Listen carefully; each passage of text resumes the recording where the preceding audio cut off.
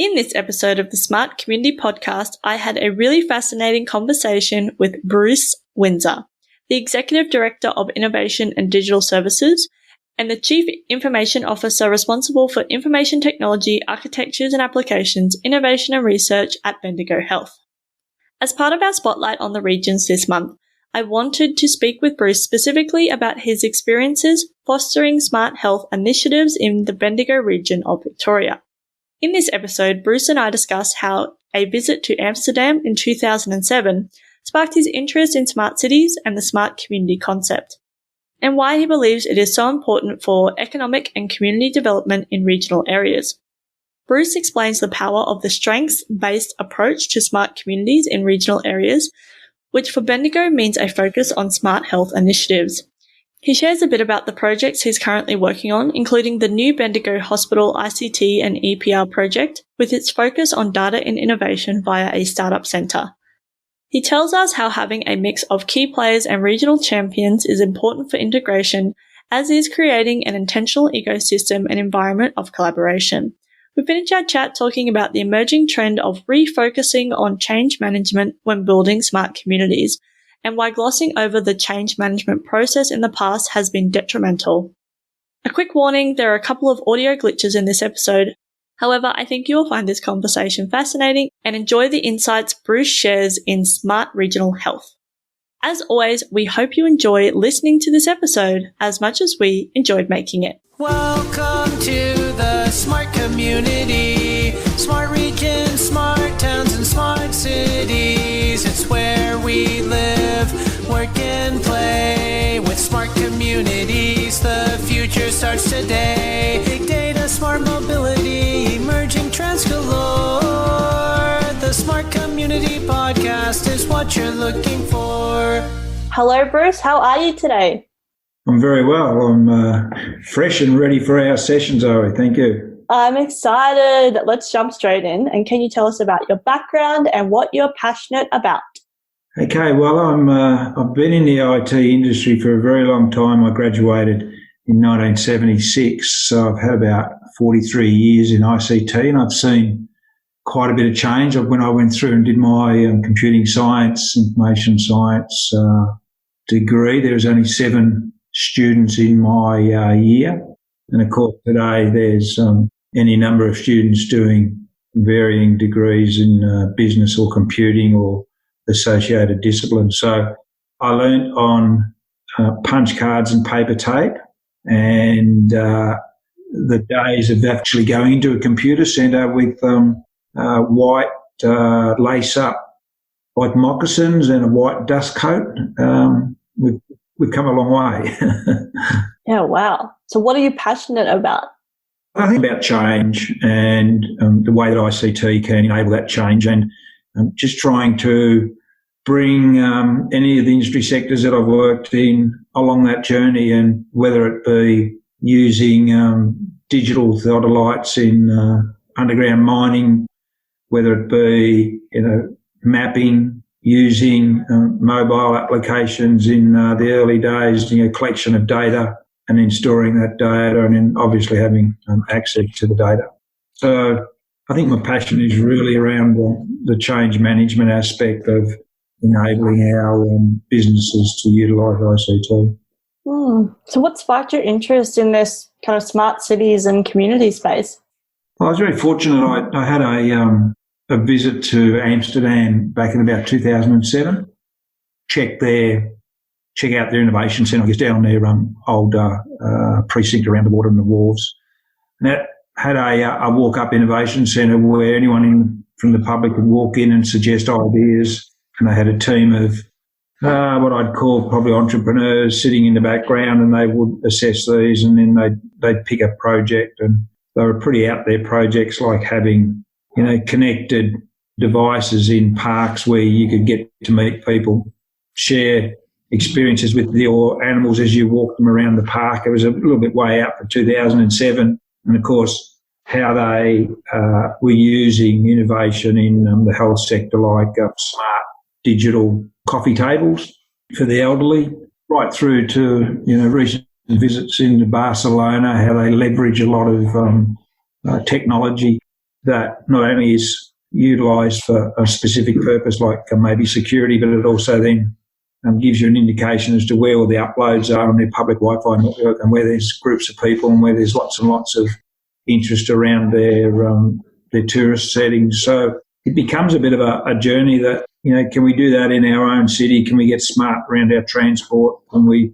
leverage our lighting systems with QRS and weather monitoring? Can we lay new infrastructure in our cities that enable us to utilise all these new things that are coming with the Internet of Things? So I've had the opportunity to look at a lot of different towns, and basically at the end of the day, it's about economic and regional development for your city. And I'm really inspired to try and retain our young people into the region, and also try and attract some of those younger people in cities who might be looking for a lifestyle change, but are happy to come to the country. But inside the country areas, we've got really good infrastructure, and we've got a mindset with our workforce that we want to do things creatively and change the world. Awesome. So what is a smart community to you? Look, I think a smart community is a bit like innovation. What's the definition of innovation? It can be anything that you want. I mean, it could be actively participating in developing software for your city. It could be utilising solar technology for energy efficiency and savings on street lighting. It could be a streetscape of digital art. It could be sharing information between centres, a bit like you've got Melbourne Federation Square, and Bendigo has a central sort of CBD district. How do we connect those two together and share information, events? Whenever there's an event on in Bendigo, we could beam that out of Bendigo back into Melbourne. I think it's almost anything. It's more than just having a public Wi-Fi. It's more than just having a high-speed broadband within your city. I think it's a mindset that everyone wants to participate in. So therefore, it's not left to a couple of evangelists or to the council or state government. I think it's got to be a move from the young people and from the business people within a city to get to where they want to be. And not every town or city has the same aspirations. And I think you've got to look at what your area or community is good at and then try and utilise that for the betterment of your smart city project. So things like agriculture, you might pick agriculture in different areas within a Victoria setting, water management, smart cities around water management, smart cities around traffic flow, pedestrian flow, smart cities around lighting, education precincts. Some smart cities are totally university towns. So I think it plays with the strategy and the longer term plans of in our case, the City of Greater Bendigo. So why do you think that this concept is really important, and I guess particularly for regional areas? I think primarily it gives the opportunity to retain jobs and people in your community, and therefore you get growth. The flip side of that is that it's an attraction, so therefore you get maybe some of the younger people that left coming back, maybe new businesses wanting to move out of metro area for all different sorts of reasons.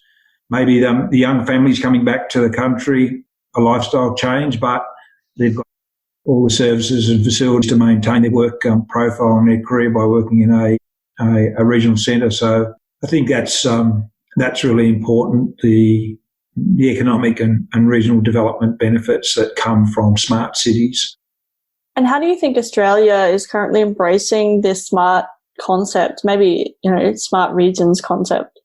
Look, I think when I first started, there was probably 2 or 3 players that were interested in smart cities outside of a metro. So, for instance, I think the first smart city plan done by a regional community was over in Western Australia at Geraldton.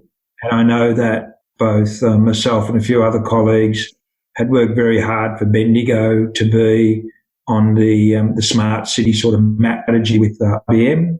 So companies like IBM, the Ciscos, the Microsofts, the large technology telecommunication players all have smart city units, if you like, and they're obviously looking for growth, but they're also to assist in the strategy planning. So in those early days, Bendigo was certainly there. Now, out of the 250-odd local governments around Australia, I would almost be assured in saying that all of them have got some aspiration to be a smart city or part of a smart city, and therefore in their strategic planning exercise there will be mentions around smart communities. But I mean, it really could be anything. I mean, I had a trip to Boston a few years ago, and their equivalent local government were developing apps for street and road asset management, and they built an app on your phone. You put obviously you carry your phone on your bike, and as you're riding around town, you see there's a pothole. You hit the button on the GPS, and it automatically registers the coordinates and sends it back to the council. So you've actually got the public now doing the work for you, which is a smart way of doing asset management and road maintenance. Mm. It definitely fits into, that whole system approach, and having the community assist with things that they get benefit from, essentially. Yeah, and, we've got a great education in Bendigo, and there's interest from other players, and particularly in health. We have 2 universities on site and another couple of universities that we partner with. So the opportunity there to do really good innovation and leverage and try and become a smart and healthy community is high, certainly on my agenda, and high on other people's lists. So it depends where you see your strengths. And Bendigo has a fantastic new hospital. It's a digital real-time hospital that then enables us to leverage that both for technology play as well as workforce plays. And we're making a huge push into smart workforce by educating our nurses in health informatics, which is, the requirement and the need for data to be able to do your clinical analytics and business intelligence. You've got to have nice, clean data and the understanding as to why you collect data and how you should manage it. So it's not just technology, but it's also the workforce and keeping that workforce in front of the curve, if you like, so as we can espouse to be a significant, if not the best, regional town in Australia providing smart healthcare. So tell us about some of the other projects and things that you're currently working on. Yeah, so it's a pretty exciting time in health. We're 2.5 years into a brand new hospital, $650 million build, and it is a real-time hospital. It's very complex. We've got about 90 systems that are now connected in one system and sharing data. So the opportunity for us is now to analyse and utilise that data through, I don't particularly like the term big data, but we have lots and lots of data where we're going to store that and then have the ability to search and use clinical analytics or data science to go through the data and pick out correlations and suit the need for research that we want. So data is pretty big for us. That's an area where we'll start looking at in the next 12 months around analysing all the data we collect. And of course, we're not just an acute, we are the major regional for psych services. We've got a very large residential aged care platform. It's about 800 aged care beds in our region, so it's large, and we're also large in community health. And we've got the biggest number of chairs in dentistry outside of dental health services in the metro area. So there's a lot of scope for us to look at solving problems and becoming innovative, and to that extent we're participating in a startup accelerator program, which is really exciting. And we've partnered with the Melbourne Health Exchange and ourselves, and we'll be advertising in the next 2 to 3 months for expressions of interest to engage with 12 or 15 startups who will then be encouraged to come on site and work on site for a few months, and we will give them every assistance to create the product or the service that both parties desire. And that gets us into our innovation space, where to support that, we've just advertised yesterday internally for a clinical entrepreneur in the innovation space, and for half a dozen clinicians to act as clinical in residence type roles to support our new venture. So very exciting. We're recruiting management of our startup centre, a coordinator role, and we've got a location inside the hospital which will become our innovation hub. And of course that is really good for our region. 18 hospitals, and we can start to look at really good community-based type innovations, remote patient monitoring, keeping the patient in a home, community-orientated, with all the benefits of trying to keep our community healthy and probably wealthy and wise, I suppose. Yeah, no, that's awesome. And it really feeds into this next question, which is how do we better integrate across the different disciplines, government, industries, the startup space and the community?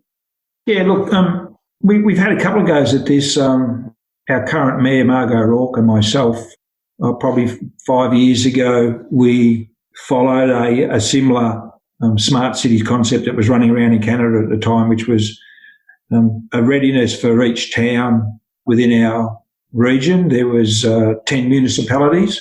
So to try and pull all this together and to identify where a town was at and where that council was at, we did a bit of audit and due diligence and ran some events and public events that were trying to gather information where they were on the curve to become a smart town or city and what their aspirations were good and were like. And we were building spider maps of key areas and themes that they felt they had strengths in, as well as the ability to bring the community along with them. So I think there's tool sets like that are important, that they give an indication and a measure to the local government, which is key in smart cities. Kind of giving a baseline. Yeah, and the interest is, okay, well, I'm in Mildura, so, what are my key strengths in Mildura? And that they're going to be very different to if you was in Kerrang or if you was at the Kyneton or across to Echuca. And some have got interest in tourism, water, wine, etc. So I think you got to create those environments and you create an ecosystem. Obviously, towns have strong business centres, and you'll always find a couple of entrepreneurs out there that are willing to help you, and they're the people that you really want to stand up and push the cause. And of course, convincing councils is always difficult, but at the end of the day, I think the way to numbers, and if the community really wants it, they'll show up. So a strategy that pulls all those industry groups together, a range of tool sets that helps make it easy for particularly local government to identify where you are on the curve are important. And then I think probably if you can find a couple of really key partners that are interested and bring a bit of clout and some resource, whether it be a large consulting firm like maybe a KPMG, Pricewaterhouse, Deloitte, whether it's a telco or whether it's a software company like a Google or a Microsoft. If you can spark their interest and then they get to participate in it, then that's all well and good as well. So I think there's a few factors there. So what do you think the emerging trends are that people aren't talking about enough? Well, I think there's one thing that people hardly ever talk about, and they miss the point, is they're always talking about the technology, but underlying that, it's just all straight change management and how you bring people along the journey and how they can see the new way of doing things is going to do to help them directly or help their family or help their business or help their community or help their sporting club. I think a change manage is something that just gets tended to be glossed over. Well, thanks so much, Bruce. It's been great to chat with you. I really appreciate you coming on the podcast. No worries. Thank you very much. Enjoyed it. That's good to hear. I just have one last question, which is how can people connect with you? Twitter, so at CIO_PH.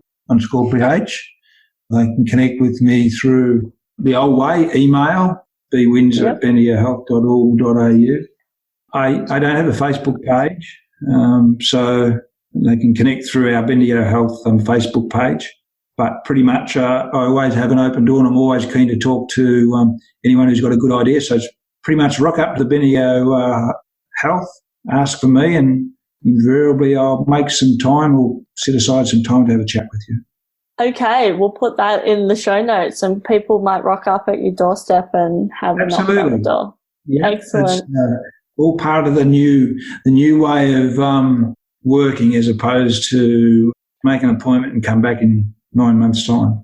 I really appreciate your openness, and thank you again for coming onto the podcast. Okay, no worries. Thanks, Zoe. Talk soon. Bye. Bye.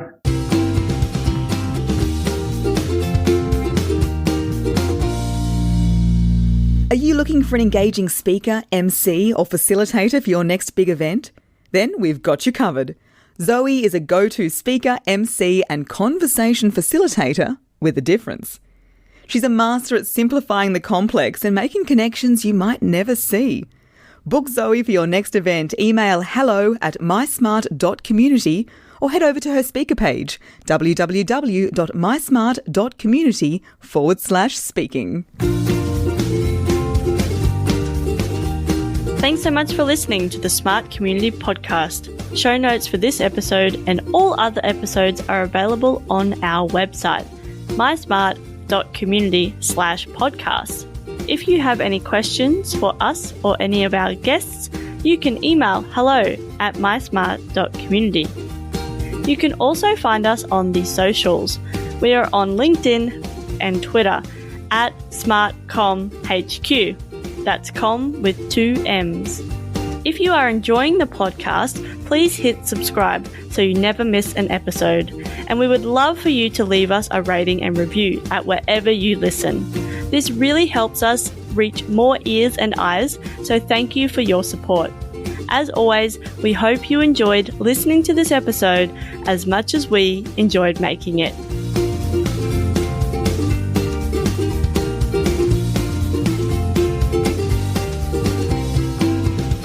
The Smart Community Podcast is what you're looking for.